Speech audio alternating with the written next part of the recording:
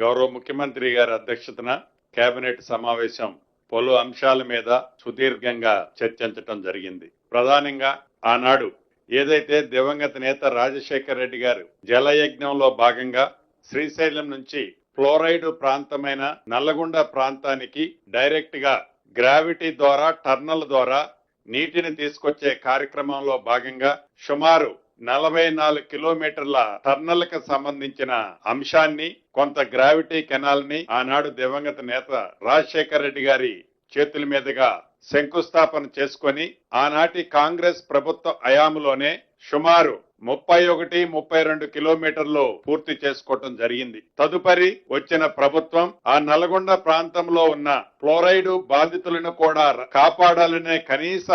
చిత్తశుద్ధి లేని కారణంగా ఆ ప్రాజెక్టు ఆనాటి ప్రభుత్వ 10 సంవత్సరాలలో కేవలం 2-2.5 కిలోమీటర్లు చేసి ఏదో మేము కూడా చేశామని మొక్కుబడిగా చేతులు దులుపుకున్న మాట వాస్తవం. తదుపరి ప్రజల దీవెనలతో ఈ ప్రజా ప్రభుత్వం గౌరవ ముఖ్యమంత్రి రేవంత్ రెడ్డి గారి నాయకత్వంలో వచ్చిన తర్వాత ఇరిగేషన్ శాఖ మంత్రి వర్యులు ఉత్తమ్ కుమార్ రెడ్డి గారు గాని, ఆ జిల్లా మంత్రి వర్యులు కోమటిరెడ్డి వెంకటరెడ్డి గారు గాని, ఆ జిల్లా ప్రజల కష్టాలు ప్రత్యక్షంగా చూసిన గౌరవ ముఖ్యమంత్రి గారు ఈ కేబినెట్ అంతా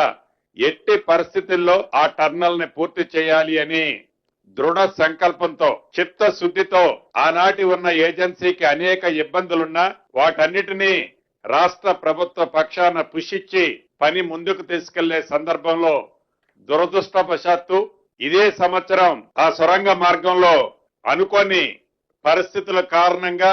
కొలాప్స్ అయి సుమారు 10-11 మంది చనిపోయిన సందర్భం కూడా మనం చూసాం. తదుపరి పరిపరి విధాలు ఆలోచించిన తర్వాత ప్రపంచంలోనే ఇది అతి పొడవైన సొరంగ మార్గం. దీన్ని ఎట్టి పరిస్థితుల్లో సుమారు 75-80% ఖర్చు పెట్టిన ఈ ప్రాజెక్టుని పూర్తి చేసినట్లయితే ఈ టర్నల్ కంప్లీట్ అయితే 30 టీఎంసీల నీరు ₹1 ఖర్చు లేకుండా ఫ్లోరైడ్ ప్రాంతమైన నల్లగొండ ప్రాంతాన్ని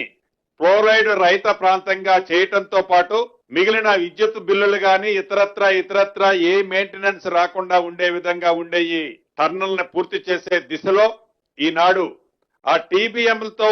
చేసే కార్యక్రమానికి ఫుల్ స్టాప్ పెట్టి లేటెస్ట్ టెక్నాలజీతో ₹1 కూడా రాష్ట్ర ప్రభుత్వానికి అదనంగా ఖర్చు కాకుండా ఉండే విధంగా అదే ఏజెన్సీతో రాబోయే 2026 చివరి గాని 2027 స్టార్టింగ్ లోపు ఈ ప్రాజెక్టుని పూర్తి చేయాలి అని ఈనాడు కేబినెట్ నిర్ణయించిందనేది ఈ వేదిక ద్వారా ఉమ్మడి నల్లగొండ జిల్లా ప్రజలకి తెలియజేయటం జరుగుతుంది.